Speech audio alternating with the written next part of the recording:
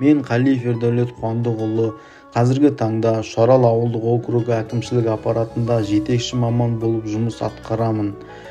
Менің әкем Жұмабаев Қуандық Қалиевич 1977 жылы 20 наурызда дүниеге келген. Әке Асқартау, әке Қорған, әке Ақылшы. Қазіргі таңда менің 3 қарындасым, бір әпкем бар.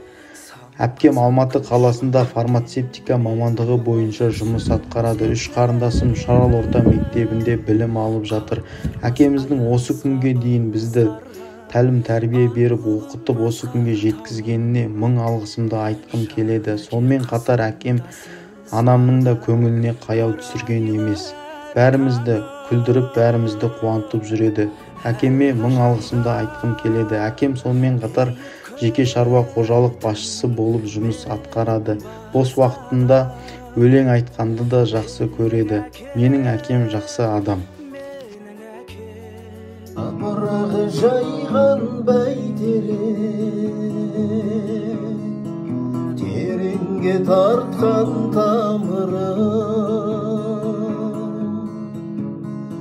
сезбеппін әке ертерек,